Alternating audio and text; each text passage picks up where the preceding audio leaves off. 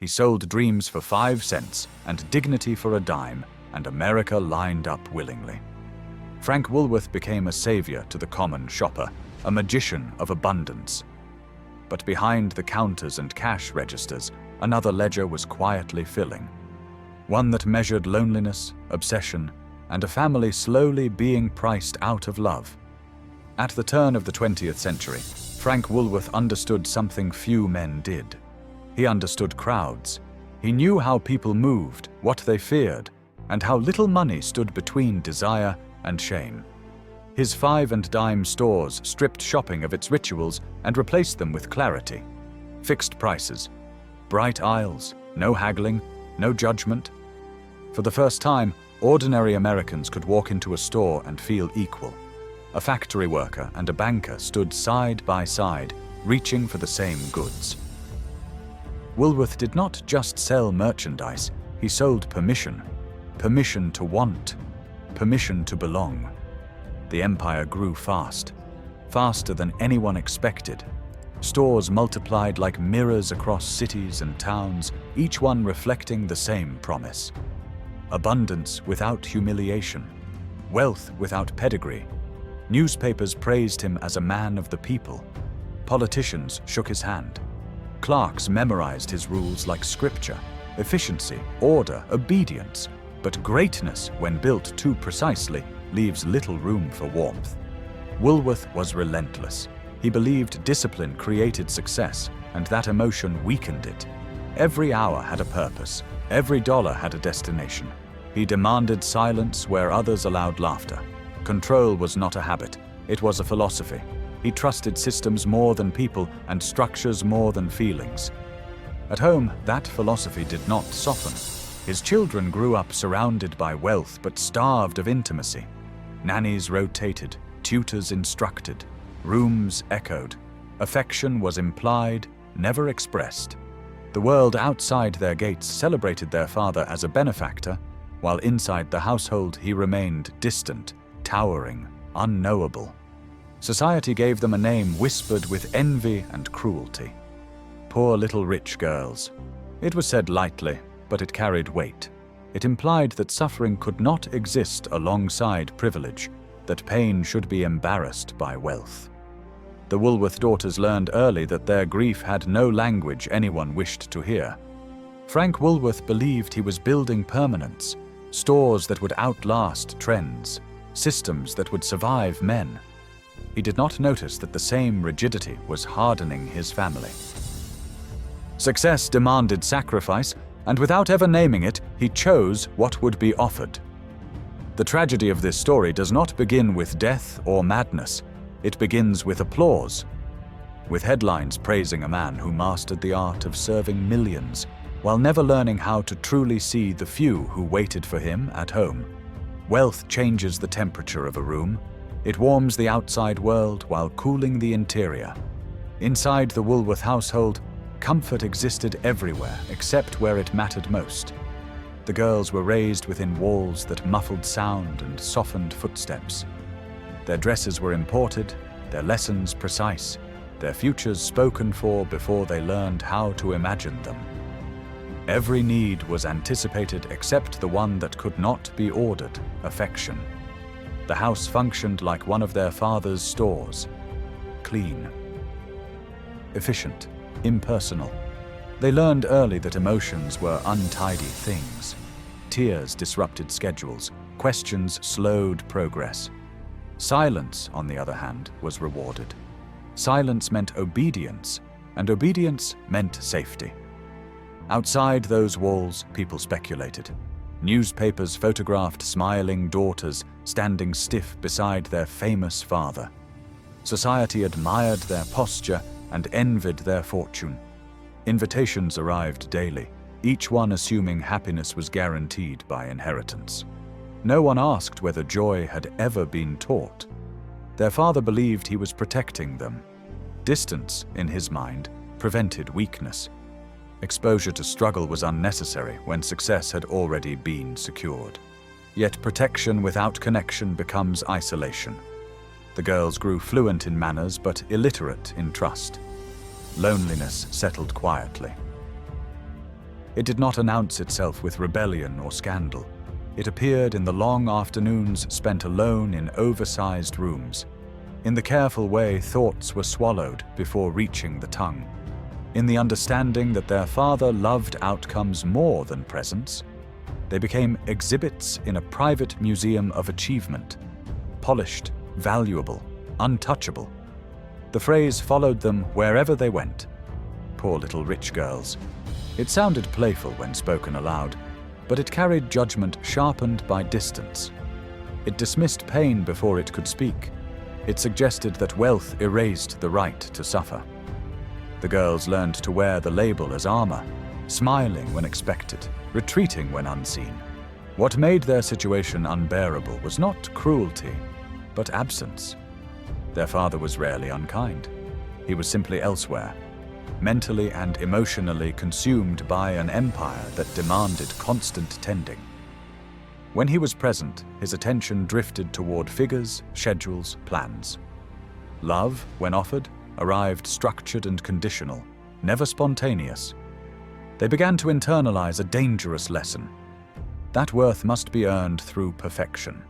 That failure would confirm every whisper spoken behind gloved hands. Anxiety grew where affection should have lived. Sadness deepened where reassurance never arrived. By the time the girls reached adulthood, the damage had already been done. Fragile minds shaped within rigid expectations tend to fracture under pressure. Their suffering would later be described as weakness, eccentricity, or fate. But it was none of those things. It was neglect wearing a silk dress. The house rose not from need, but from intention. It was meant to declare arrival. When construction began on Winfield Hall, the land itself seemed unprepared for what was coming. Glen Cove had known wealth before, but this was something else entirely. Marble imported at staggering cost, ceilings that swallowed sound, staircases designed not for comfort, but for spectacle. The house did not greet its visitors. It evaluated them. Frank Woolworth wanted permanence made visible. His stores were practical by design, stripped of ornament, built for movement and efficiency. His home would be the opposite. Where the five and dime welcomed the masses, this place would stand apart, elevated, unapproachable, a crown placed upon a private hill. Inside, the scale overwhelmed the senses. Rooms flowed into one another with cold elegance. The walls gleamed, but warmth never followed. Every corridor seemed to lead somewhere unseen, as if the house itself preferred secrets to clarity. Hidden stairways connected spaces meant to remain separate. Servants learned paths guests would never know. Doors existed without obvious purpose. The children felt it immediately. Sound behaved strangely within the mansion. Laughter dissolved before it could settle. Footsteps echoed longer than expected. Even voices seemed hesitant, as though the walls were listening. The house did not absorb life. It reflected it back thinner, sharper.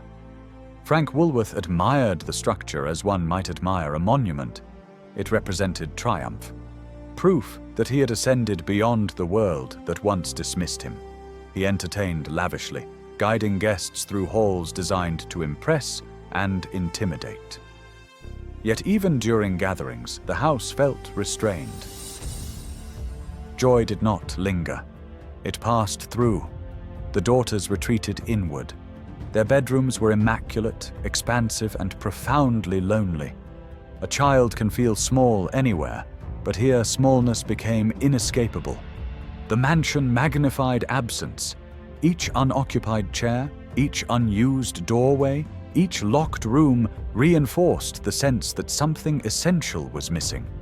There were places no one spoke about, sections of the house rarely entered, passages that servants avoided without explanation, symbols carved into stone where eyes did not naturally fall. Nothing overt, nothing dramatic, just enough to unsettle, just enough to invite speculation. Stories followed quickly. Whispers among staff, nervous laughter at dinner tables, guests who reported unease without reason. The mansion acquired a reputation long before tragedy touched it directly. People claimed it felt watched. Others said it was simply too large for happiness to survive. Frank Woolworth dismissed such talk. A house was stone and marble. Meaning was imposed, not inherent. If something felt wrong, it was because people brought their weaknesses with them. What he failed to see was that architecture shapes behavior. Space influences thought. A palace built for admiration rarely offers refuge. Within its walls, intimacy struggles to breathe. Winfield Hall did exactly what it was designed to do. It elevated its owner, and in doing so, it quietly lowered everyone else. Frank Woolworth admired men who conquered the world through will alone. Kings by birth held no interest for him. He respected the ones who seized history by force of discipline, intellect, and obsession. Above all others, one figure commanded his attention: Napoleon Bonaparte. Napoleon represented transformation. A man of modest origins who crowned himself emperor. A strategist who bent nations to his vision. To Woolworth, this was not vanity, but proof that order could be imposed upon chaos. That destiny favored those who planned without hesitation. The influence was subtle, yet unmistakable. Winfield Hall was not merely large. It was symmetrical, balanced, hierarchical, rooms aligned with deliberate precision, as if arranged by rank. Nothing felt accidental. Movement through the house followed an unspoken logic. One ascended toward importance, one descended toward service. Even the positioning of spaces reflected authority. The most commanding rooms occupied the most prominent ground. Private chambers retreated behind layers of separation. Distance was enforced architecturally. Intimacy required permission. Woolworth did not see this as cruelty. He saw it as structure. Structure brought stability. Stability ensured survival. Emotion, in his view, belonged beneath reason, just as servants belonged beneath guests, and guests beneath the master of the house. He surrounded himself with symbols of permanence, portraits, statuary, design choices inspired by European grandeur. Each detail reinforced a narrative he believed deeply, that he had risen beyond commerce into legacy, that he had earned the right to shape his world as emperors once had. But imitation carries risk. Napoleon's brilliance was inseparable from his isolation. His triumphs demanded sacrifice, and the sacrifices multiplied until loyalty gave way to fear and admiration curdled into distance. Woolworth admired the victories, not the cost. He adopted the posture of command without acknowledging its consequences. Within the household, this translated into emotional hierarchy. The daughters existed at the far end of authority. Their lives were curated, supervised, and contained. They were protected from disorder, yet deprived of autonomy. The expectation was clear. Gratitude should replace desire. Obedience should substitute for closeness. The house reinforced this daily. Its vastness diminished individuality. Its order discouraged vulnerability. There was no natural place for chaos, laughter, or grief. Everything felt observed, measured, evaluated. The girls sensed it instinctively. They did not rebel. They adapted. They learned how to disappear politely, how to occupy space without disturbing it, how to exist without imprint. Frank Woolworth believed he had transcended his origins. In many ways, he had. Yet the further he moved toward imperial ideals, the further he drifted from human ones. He ruled his domain flawlessly. What he never learned was how to share it. Like Napoleon, he would achieve dominance at a cost he did not fully understand until it was already paid. The whispers did not begin loudly. They never do.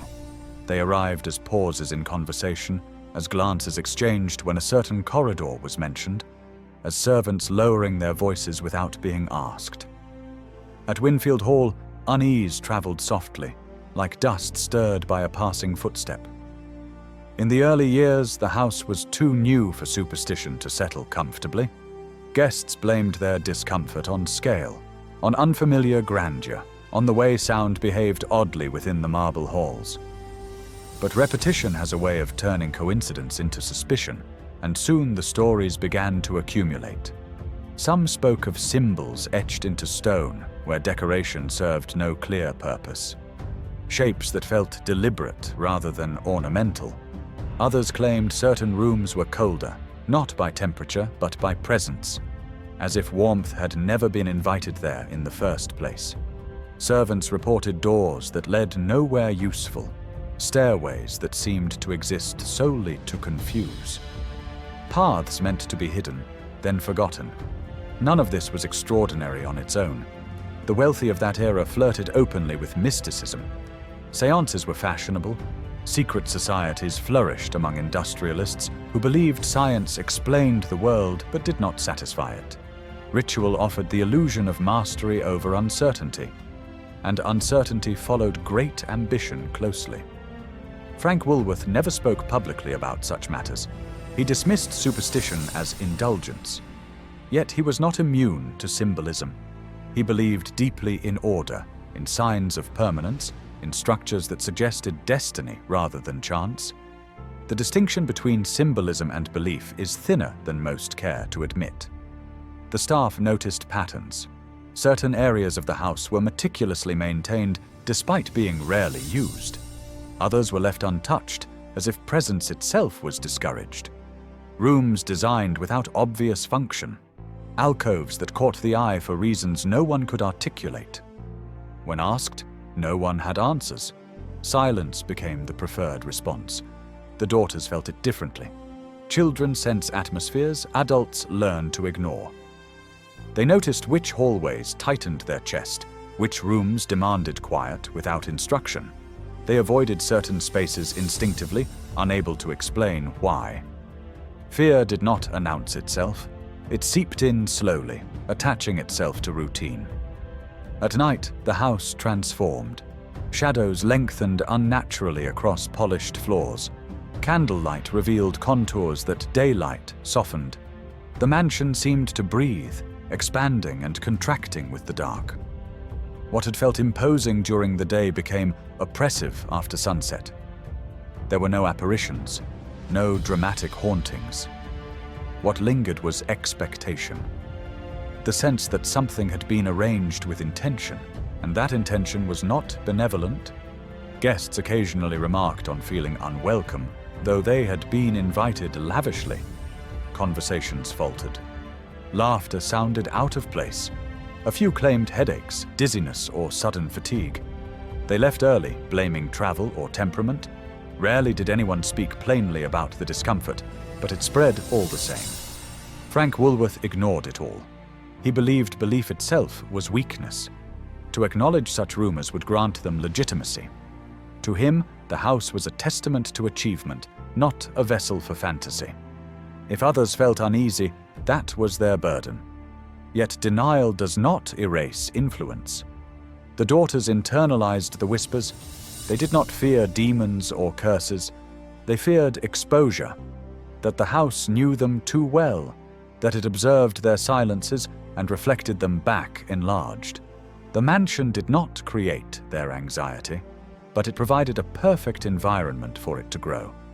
Over time, the stories hardened into legend. Outsiders spoke of occult symbols and secret rites, of a palace built on obsession. Insiders spoke less and less. Silence, once again, became the family language. What mattered was not whether the whispers were true. What mattered was that they were believed. Belief shapes behavior. It alters perception. It convinces the mind that dread has a source, even when the true origin lies much closer. Winfield Hall did not need rituals to become haunted. It had already been filled with restraint, hierarchy, and unspoken fear. The occult rumors merely gave those feelings a shape. And once a house acquires a reputation, it rarely loses it. The walls listen longer, the shadows deepen, the silence grows heavier. The whispers had taken root. They would not be leaving quietly. No one noticed the breaking at first. It did not arrive as collapse or scandal. It arrived as hesitation. As the pause before answering a simple question, as the careful way the daughters began choosing their words, weighing them as though each sentence carried risk. In a house built on restraint, excess emotion felt like trespass. The girls had been taught to endure quietly. Pain was not forbidden, but it was never addressed. It was expected to pass on its own, the way inconvenience does when ignored long enough. When sadness lingered, it was reframed as temperament. When anxiety surfaced, it was called sensitivity. Labels replaced understanding, and understanding was deemed unnecessary. Mental illness was not discussed. It was whispered around, spoken of in euphemism, buried beneath etiquette. Among the wealthy, suffering was expected to remain discreet. Public failure could damage a name. Private suffering could be tolerated as long as it stayed invisible. The daughters complied. They learned to perform wellness convincingly. Smiles were perfected, posture corrected, social engagements attended without protest. Their appearances suggested privilege unburdened by worry. Inside, however, their thoughts spiraled unchecked. Fear, once internalized, rarely remains contained. Winfield Hall amplified everything. A small worry felt enormous when reflected by towering ceilings. Doubt echoed endlessly down marble corridors. The mansion did not offer places to hide or heal. It offered only space, and space can be cruel when filled with silence. There was nowhere to feel small enough to be comforted. Their father interpreted restraint as strength. He believed his daughters were composed, refined, resilient. Their quietness reassured him. It confirmed his belief that discipline produced stability. He did not notice the tension beneath their composure, nor did he ask. Doctors were consulted only when symptoms could no longer be ignored. Even then, diagnoses were vague. Terms like nervous exhaustion and melancholia were preferred. Treatments focused on rest, isolation, and routine, the very conditions that had fostered the problem. The idea that environment could wound the mind was inconvenient. It suggested responsibility. Responsibility was avoided. The daughters were encouraged to travel, to socialize, to distract themselves. Yet distance from home did not bring relief. It merely replaced one form of confinement with another. They carried Winfield Hall within them, its order etched into their thinking, its silence replicated in their speech. The pressure to be grateful became unbearable. Gratitude was expected at all times, regardless of circumstance. How could they articulate despair when surrounded by luxury? How could they explain emptiness to a world that equated wealth with fulfillment? They blamed themselves. Self-doubt grew insidious. If comfort existed everywhere, yet peace remained absent, the fault must lie within. Shame followed naturally. Shame thrives in secrecy. It convinced them they were defective, unworthy of the life they had been given. Their father remained distant, though not indifferent in his own mind. He provided generously. He ensured nothing material was lacking. He believed love could be delivered through security. The emotional distance, he assumed, would resolve itself in time. Time did not heal. It eroded. As adulthood approached, the daughters faced expectations they were ill-equipped to meet. Marriage loomed as obligation rather than choice. Public roles demanded composure they could no longer summon effortlessly. The gap between appearance and reality widened until maintaining it became exhausting. One daughter retreated inward almost completely. Another oscillated between control and collapse. Their struggles differed in form but shared the same root. They had never been taught how to exist as individuals, only as extensions of a legacy. The house watched quietly. Servants noticed changes long before outsiders did. Meals went untouched. Curtains remained drawn. Footsteps slowed. Laughter disappeared entirely. Rooms once occupied grew dormant. The mansion absorbed the withdrawal, preserving it like sediment. At night, anxiety sharpened. Sleep became unreliable. Thoughts circled relentlessly. The mind, deprived of reassurance, creates its own narratives, often cruel ones. The whispers of the house blended seamlessly with the whispers of the mind. Fear no longer required a source. There were moments of clarity, brief and painful. Moments when the daughters recognized that something fundamental had been denied them, that love without conditions had never been modeled, that safety had been mistaken for connection. These realizations did not liberate them. They intensified the grief. Frank Woolworth remained focused outward. His empire demanded attention, and he gave it gladly. Business offered structure where home offered complication. In stores, rules were clear. Outcomes were measurable. Success followed effort predictably. Human emotion did not. When confronted with his daughter's distress, he responded as he always had, by seeking order. Solutions were logistical: rest cures, schedule adjustments, relocation. He could not comprehend that the system itself was the harm. The daughters did not rebel. They did not accuse. They endured, believing endurance was expected of them. Yet endurance without relief transforms into despair. Despair does not always announce itself loudly. Sometimes it settles into the bones, convincing the sufferer that collapse is inevitable. Society noticed fragments. Rumors circulated discreetly. Nervousness, fragility, eccentricity. These words softened the truth and preserved respectability. The family name remained intact. The daughter's suffering remained misunderstood. By the time intervention seemed urgent, it was already too late to reverse the damage. Years of emotional deprivation had carved deep pathways of thought. Healing requires trust, and trust had never been nurtured. The tragedy unfolding was not sudden. It was incremental. Each ignored moment compounded the last. Each silence reinforced the next. The daughters were not cursed, they were conditioned. Winfield Hall stood unchanged, its marble uncracked, its halls pristine. To outsiders, it symbolized triumph. To those who lived within it, it had become something else entirely. A monument to restraint taken too far. A reminder that survival is not the same as living. The breaking did not end here. It was only becoming visible. The city did not know her pain, and it never would. New York moved as it always had, loud, indifferent, brilliant in its confidence. Carriages and motorcars crowded the streets. Shop windows glowed late into the night. Inside the grand corridors of the Plaza Hotel, wealth passed quietly, insulated from consequence by marble floors and attentive staff. It was the sort of place where sorrow could be hidden behind curtains, and discretion was part of the service. Edna Woolworth arrived there not as a spectacle, but as a guest.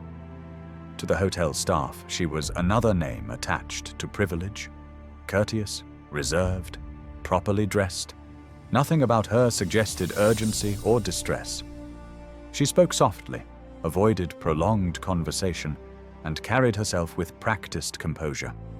The kind that comes not from confidence, but from years of learning how not to inconvenience others. The plaza offered what Winfield Hall never had: neutrality. Its rooms did not remember her. Its walls carried no family expectations. For a brief moment, anonymity felt like relief. She was not a Woolworth daughter here. She was simply a woman occupying space. But silence follows those who have lived too long within it. Edna's thoughts did not slow in the absence of her father's house. They sharpened. Without constant surveillance, her mind turned inward completely. The structure that had once restrained her now lived entirely inside her. Order without comfort, control without mercy. She had been fragile for some time. Those close enough to notice had learned to phrase concern delicately. Nervous strain, exhaustion, sensitivity. Words chosen carefully to avoid panic or scandal. Mental illness remained an embarrassment to be managed, not a condition to be treated openly. The Woolworth name demanded containment. What happened next was recorded sparingly. Dates, locations, official statements. The language was clinical, purposefully thin. No one described the hours leading up to her death in detail. No one preserved her thoughts. History rarely does. She died alone. The act itself mattered less than the silence surrounding it. There was no public reckoning, no honest examination of the forces that had shaped her despair. The story was sealed quickly, protected by money, reputation, and the era's willingness to look away. Newspapers reported the death cautiously. Euphemisms filled the columns. Personal tragedy, nervous condition, sudden illness. Readers absorbed the information briefly, then moved on. America had little patience for pain that could not be sensationalized. Within the family, grief did not arrive cleanly. It collided with shame, disbelief, and fear. To acknowledge the truth fully would have required confronting years of emotional absence. It would have demanded accountability. That reckoning never came. Frank Woolworth did not speak publicly about his daughter's death. Privately, he struggled to reconcile the outcome with his worldview. He had provided everything: security, status, opportunity. The conclusion made no sense to him. In his mind, despair should not survive abundance. He searched for explanations that absolved structure, fate, weakness, ill health, anything that did not implicate environment or parenting. The idea that his own design had contributed to her suffering was unthinkable. Winfield Hall absorbed the news without protest. Rooms associated with Edna were left untouched longer than necessary. Objects remained where she had last placed them. The house, already quiet, grew heavier. Servants avoided certain spaces out of respect, or fear, or instinct. Grief settled unevenly, thickest where silence already lived. Whispers changed tone. Before they had been about symbols, passages, and atmosphere. Now they gained moral weight. People spoke of curses, of doomed bloodlines, of a house that devoured happiness. Myth stepped in where truth had been suppressed. It was easier to believe in a curse than in neglect. Society responded with distance. Invitations slowed. Conversations shifted. The Woolworth daughters, once envied, became objects of uncomfortable sympathy. People lowered their voices when speaking their names. Tragedy had marked them, and marks are contagious in polite circles. The remaining daughters felt the loss acutely. Grief compounded what was already fragile. Fear took on new form. If despair could end this way, then it was not merely internal. It was inevitable. The future narrowed. They learned another lesson that day, that suffering could be terminal, and that even death could be managed quietly if the name was powerful enough. Frank Woolworth retreated further into work. Business provided refuge from questions he could not answer. Stores continued to open. Profits rose. The empire endured. To the outside world, nothing had changed. Inside, everything had. The death at the plaza did not shatter the family publicly, but it cracked something fundamental. The illusion that wealth could insulate against consequence dissolved. What remained was grief without language, guilt without confession, and a household trained to endure without processing. Years later, the details would blur. Dates misremembered, motives speculated upon, the story reshaped by rumor and myth. Yet the core truth remained stubbornly intact. A woman died because she could no longer carry the weight placed upon her. A family preserved its image rather than confronting its failures. A society preferred mystery to accountability. The plaza returned to its routines. Rooms were cleaned, guests arrived and departed. No plaque marked the event. Luxury leaves little room for memory. Winfield Hall stood unchanged, its marble still gleaming, its corridors still echoing. But something irreversible had entered its walls. Not a ghost, but confirmation. Proof that the silence cultivated within had consequences.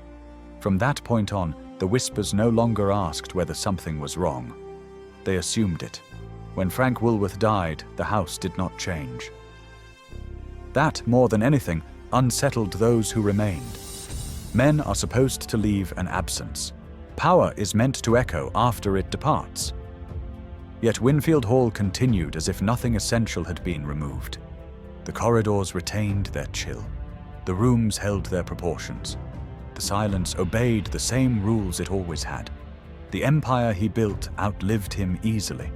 Stores continued to open. Clerks still repeated his principles. Customers still found dignity in fixed prices and bright aisles. His name endured in commerce, spoken daily by people who never wondered what kind of man had demanded such order from the world. The house carried his presence differently. It became a container for memory rather than authority. No longer commanded, it simply remained. Its scale now felt excessive rather than triumphant. The spaces he once occupied were preserved out of habit, not reverence. Chairs remained positioned, desks untouched, objects curated into stillness. For the family, grief did not bring unity. It brought distance. Each survivor processed loss privately, conditioned by years of restraint. There were no cathartic conversations, no collective reckoning. The habits of silence held firm. Winfield Hall absorbed the transition quietly. Servants came and went. Some stayed for decades, loyal to routine more than lineage. Others left, unsettled by the atmosphere. New staff sensed the weight immediately, though few could articulate why. The house demanded conformity. It resisted intimacy. It tolerated presence only if presence remained controlled. Ownership shifted gradually. The Woolworth name loosened its grip on the property, though never entirely. The mansion passed through phases of partial occupancy, occasional neglect, renewed maintenance, and quiet speculation. Each transition added another layer of story without removing the old ones. People began to talk more freely. Without the patriarch to defend, rumors flourished. Visitors described sensations difficult to dismiss. A sense of being observed. A pressure in the chest that lifted only after leaving. Sleepless nights without cause. Some blamed architecture, others blamed imagination. A few insisted something lingered. There were no dramatic manifestations, no apparitions or violent disturbances. The house did not perform. It waited. Those who stayed long enough noticed patterns. Certain rooms felt heavier. Certain hallways discouraged passage. People avoided the same spaces independently. Without coordination, these shared instincts unsettled them more than any single experience. The whispers evolved. They were no longer about occult symbols or secret passages alone. They became moral in tone. Stories of a family undone by its own excess, of children crushed beneath expectation, of a house built to elevate one man at the expense of those closest to him. Myth replaced analysis. It was easier to imagine curses than confront emotional neglect, easier to blame unseen forces than examine the damage inflicted by silence, hierarchy, and control. The house became a convenient villain. Stone is easier to accuse than memory. Over time, the mansion's reputation solidified. Real estate agents spoke cautiously. Prospective buyers visited once, rarely twice. Those who purchased it often underestimated the cost of inhabiting such a place. Maintenance alone was relentless. More challenging was the psychological toll. Living there required adaptation. The scale distorted daily life. Ordinary routines felt ceremonial. Simple conversations echoed too loudly or vanished entirely. Privacy existed everywhere and nowhere. One could disappear within the house without leaving it. Isolation became effortless. Some occupants attempted to modernize. They added warmth, color, softness. These efforts rarely lasted. The house resisted transformation.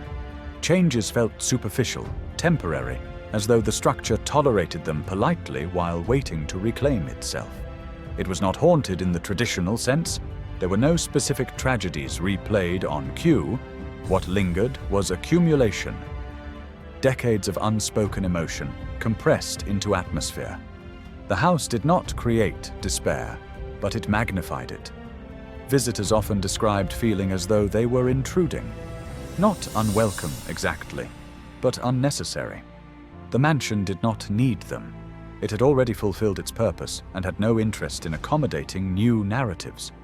Winfield Hall became a subject of fascination. Historians examined its architecture. Journalists revisited the Woolworth legacy. Paranormal investigators arrived with equipment and expectations.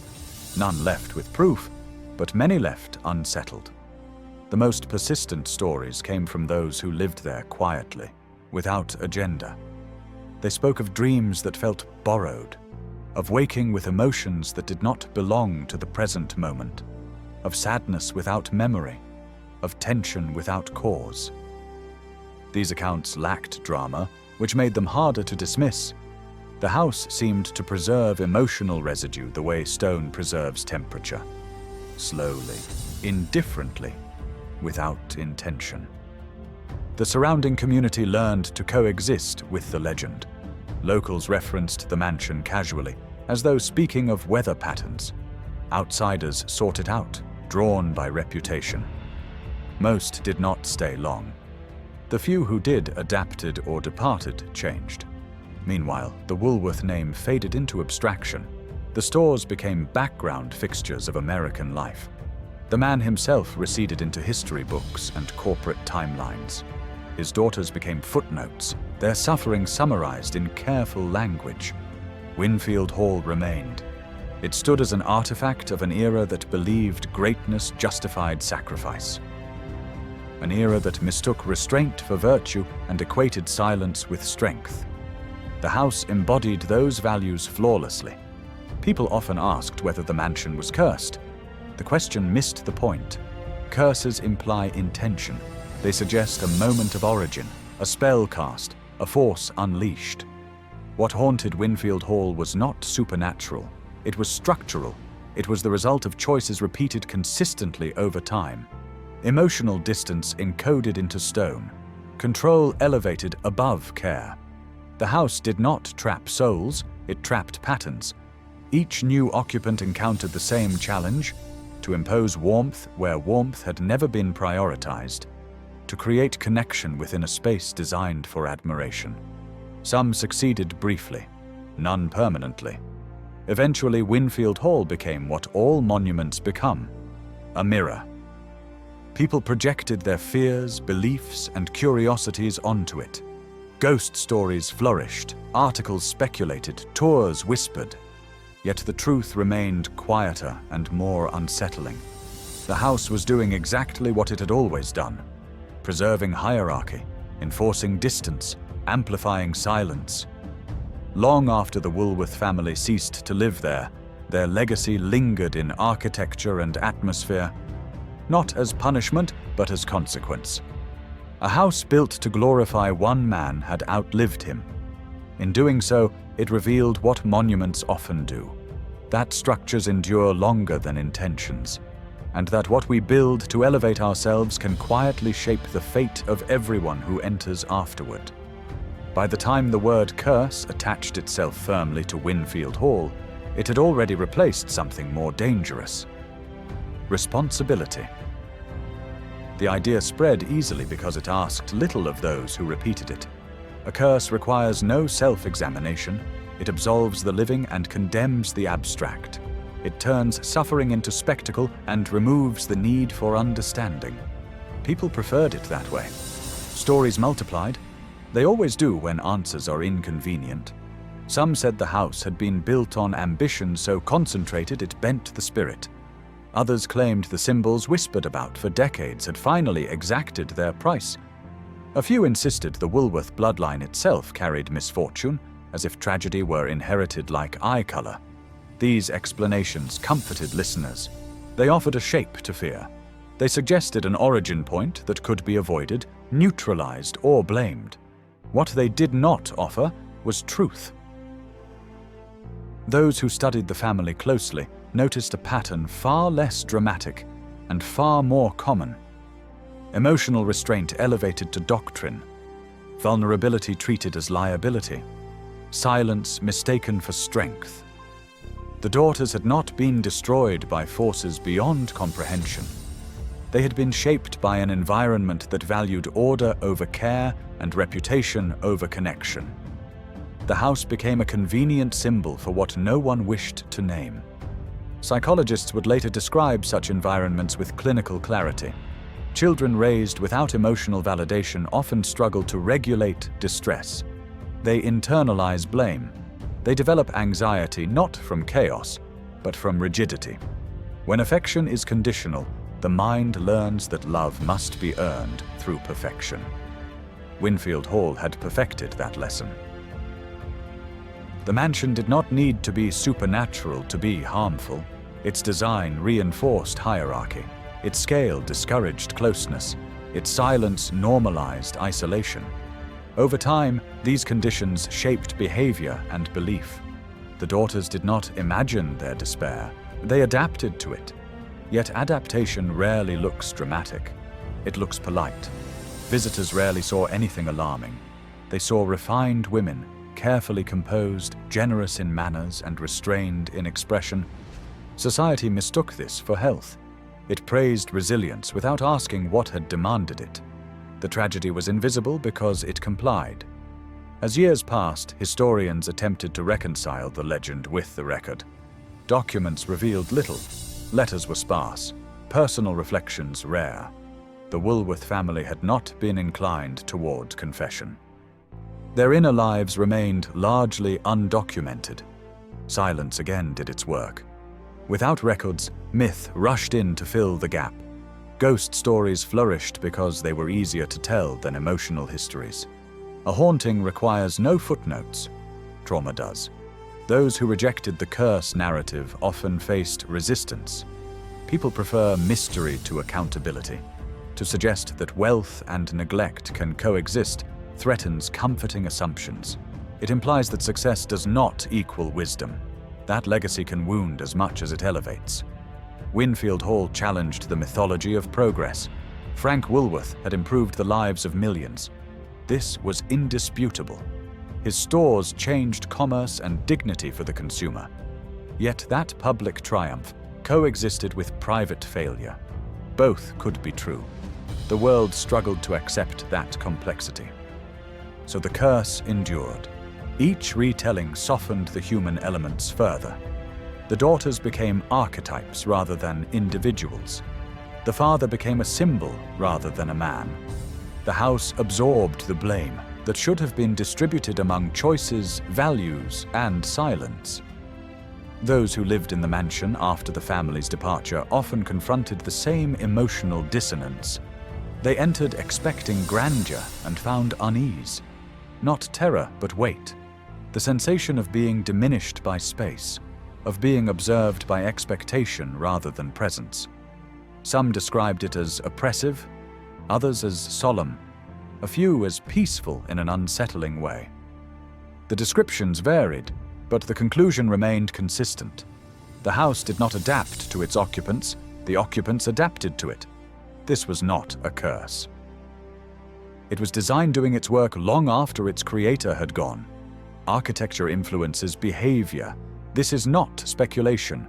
Hospitals, schools, prisons, and churches are all built with intent, shaping how people move, feel, and interact. Winfield Hall had been built with a clear message. Authority resides here. Distance is appropriate. Admiration matters. Connection was never prioritized. The daughters had not failed the house. The house had fulfilled its purpose too well.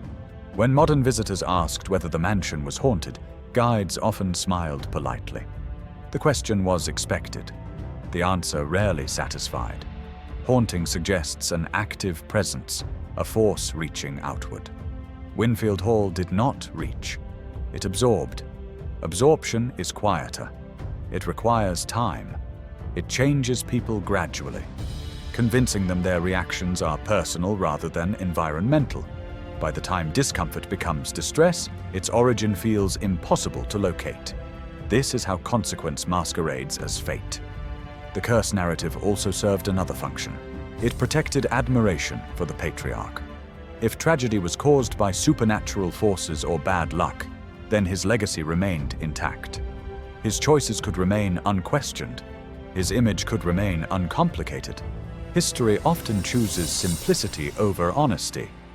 Yet the evidence pointed elsewhere. No single catastrophic event. No sudden moral collapse. Just a sequence of decisions repeated consistently. Emotional distance justified as discipline. Control praised as care. Silence rewarded. The result was not inevitable, but it was predictable. In this way, Winfield Hall became less a mystery and more a warning. It demonstrated how environments shape inner lives, how values become architecture, how children absorb what is modeled far more deeply than what is said. Those who listened closely to the story noticed something unsettling. The patterns at Winfield Hall were not unique. They appeared in other wealthy households, other powerful families, other monuments built to achievement rather than belonging. The difference was scale, not substance. The curse, if one insisted on using the word, was not confined to a place. It was portable. It traveled wherever success was allowed to eclipse care. This realization disturbed people far more than ghost stories ever could. If the tragedy was not supernatural, then it was replicable. It could happen anywhere values hardened into doctrine. Anywhere image silenced truth. Anywhere children were taught to perform rather than feel. Winfield Hall merely preserved the lesson in stone. The mansion stood as proof that progress without reflection can become its own form of harm. That generosity offered outward can coexist with deprivation inward. That systems optimized for efficiency rarely nurture humanity. The whispers persisted, but their tone shifted for those willing to hear differently. They were no longer asking who had cursed the house. They were asking who had designed it. And more importantly, why no one questioned that design until it was too late. There is a moment when standing before a structure like Winfield Hall, when the mind instinctively searches for something to blame. People look for fractures in the stone, for darkened windows, for signs that something went wrong suddenly and catastrophically. They want proof of intrusion, a rupture, a moment where normal life ended and something unnatural began. They do this because it is comforting. If a story can be blamed on ghosts, curses, or fate, then it belongs safely to the past. It becomes entertainment, a cautionary tale sealed behind time and distance. But Winfield Hall refuses that comfort. It offers no spectacle, no dramatic origin point, no single moment where everything collapsed. What it offers instead is continuity. The house stands exactly as it was intended to stand. Its halls remain balanced. Its symmetry remains intact. Its silence remains disciplined. Nothing broke. Nothing failed. Everything worked. That is what makes it unbearable to confront. Frank Woolworth did not lose control of his creation. He perfected it. He created a world that obeyed his values precisely, and the consequences followed just as precisely. There was no accident here, no anomaly, only alignment. To understand this, one must return to the contradiction at the heart of his life. Woolworth was celebrated because he humanized commerce. Before his rise, shopping was a negotiation, often humiliating, often stratified by class. Prices shifted depending on who you were and how confidently you spoke. Woolworth stripped that away. Fixed prices leveled the field. Bright aisles invited everyone. The 5 and dime did not judge. It welcomed. This was not incidental. It was intentional. Woolworth believed that dignity mattered, even in small transactions, especially in small transactions. He understood that humiliation accumulates, that exclusion teaches people where they belong. His stores told millions that they belonged everywhere. This insight made him a revolutionary. But revolutions are rarely consistent across every domain of life. The qualities that allow a man to reshape systems often distort relationships. Woolworth understood crowds because crowds are predictable. He understood markets because markets reward discipline. He understood scale. He did not understand intimacy. In his private world, he built something fundamentally opposed to what he offered the public. Where his stores reduced friction, his home amplified it. Where his business eliminated uncertainty, his household enforced it. Where his commercial spaces were designed for flow, his mansion was designed for hierarchy. Winfield Hall was not a home in the emotional sense, it was a statement.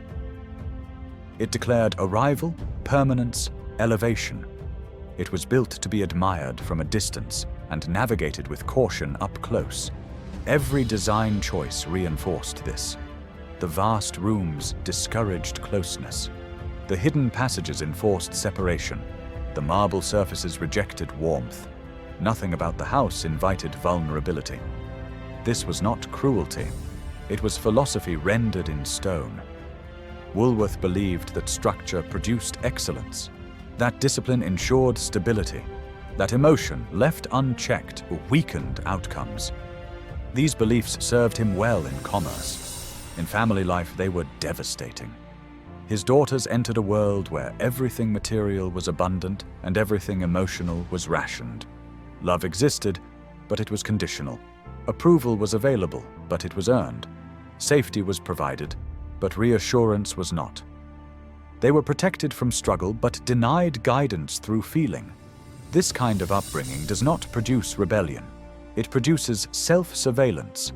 The daughters learned to monitor themselves relentlessly, to suppress discomfort before it inconvenienced others, to translate distress into politeness, to perform wellness convincingly enough that no one asked questions. This performance succeeded. Society admired them. Commentators envied them. Observers dismissed any hint of suffering because it contradicted the narrative. Wealth, after all, was supposed to solve such problems. If pain existed, it must be trivial, exaggerated, or ungrateful. The daughters absorbed that judgment and turned it inward. This is where the bridge should have existed, between public dignity and private care, between material provision and emotional presence, between systems designed for fairness and relationships designed for understanding. That bridge was never built. Winfield Hall stands as evidence of that absence. It connects nothing. It elevates without uniting. It separates spaces and people with flawless efficiency. The house did not malfunction. It fulfilled its purpose perfectly. When tragedy arrived, it did not arrive as shock. It arrived as inevitability finally becoming visible. Years of emotional deprivation cannot always be endured indefinitely. The human mind, deprived of validation and connection, begins to collapse inward. Despair becomes private, then normalized, then lethal. Edna's death at the Plaza Hotel was not an interruption of the story. It was its culmination. The response to her death revealed everything. There was no reckoning, no public examination of values. No acknowledgement that silence had played a role. Instead, there was containment, euphemism, distance. The machinery of respectability activated to protect the name and preserve the image. The house absorbed the loss and continued. After Woolworth's death, the mansion did not transform. It did not soften. It did not mourn. It remained unchanged because it had never been built to respond to human need. It was built to endure, not to adapt. This endurance is what unsettles people today. Visitors feel diminished not because something follows them, but because the space was never designed to meet them. It enforces a posture. It demands restraint. It reminds occupants that they are small within its logic. This sensation has been misinterpreted as haunting. Hauntings imply interruption, the past intruding upon the present. Winfield Hall does not intrude, it persists. It continues its function without regard for who occupies it. That function is emotional distance. The stories of curses arose because people struggled to articulate this truth. It is easier to imagine an external force than to accept that human choices can produce such lasting harm without malice or intention. The curse narrative absolves the builder. It removes agency. It converts consequence into fate. But fate teaches nothing. The real lesson of Winfield Hall is uncomfortable because it implicates ordinary values: discipline, order, achievement, control. These are praised relentlessly. Rarely are they examined for their cost. Woolworth was not a villain. He was a man shaped by his era and rewarded for its ideals. He embodied the belief that success proved virtue. That provision equaled care, that outcomes mattered more than process. Those beliefs remain powerful today. This is why the story endures. Because Winfield Hall is not unique, it is an extreme example of a familiar pattern. Homes built around schedules instead of presence, families measured by achievement rather than connection, children praised for resilience without anyone asking what demanded it. We still build these houses. They do not always rise in marble. Sometimes they are constructed from expectations, from silence at the dinner table, from emotional distance disguised as discipline, from praise that arrives only when performance is flawless. These houses rarely appear haunted. They appear successful, until the cracks begin to show. Winfield Hall forces a confrontation with this reality. It refuses to allow the audience to retreat into myth. It stands there, mute and immense, asking the same question over and over. What happens when a man understands dignity in systems, but not in souls? The bridge between those worlds remains unfinished. One side leads to public admiration, measurable impact, historical legacy. The other leads to private lives, unseen struggles, emotional inheritance. Woolworth mastered the first crossing. He never attempted the second. The cost was paid quietly, by those without voice or platform. This is not a story about wealth alone. It is about values prioritized without balance, about success pursued without reflection, about the danger of believing that good intentions guarantee good outcomes. Winfield Hall does not accuse, it reveals. It reveals that environments shape inner lives. That architecture encodes belief, that silence, when institutionalized, becomes destructive. That love, when filtered through control, loses its healing power. The mansion remains because it was never corrected. No redesign addressed its emotional logic. No reckoning altered its purpose. It persists as an artifact of unexamined success. And that is why it unsettles, because it suggests that the same patterns continue elsewhere, unseen, unnamed, unquestioned. That tragedies similar in shape but quieter in scale unfold every day without marble walls or historical footnotes. The real horror of this story is not what happened to the Woolworth family. It is how familiar it feels. As you leave this story, resist the urge to dismiss it as history. Resist the comfort of distance. Instead, consider the structures you inhabit and the ones you are building. Consider what they reward, what they suppress, and who must adapt to survive within them. Because some bridges are not built from stone or steel, they are built from presence, listening, and care. When they are absent, the distance they create is invisible, but it is not harmless. If this story unsettled you, that is not coincidence. It means you recognized something real beneath the marble and myth. And if you want to continue exploring histories like this, stories where power leaves quiet casualties and success casts long shadows, then stay here. Like this video if you felt the weight of what was never spoken. Subscribe if you are ready to confront stories that refuse easy villains and easy comfort. Because the next story will not ask whether the past is haunting us. It will ask whether we are still building the same houses, convinced this time will be different.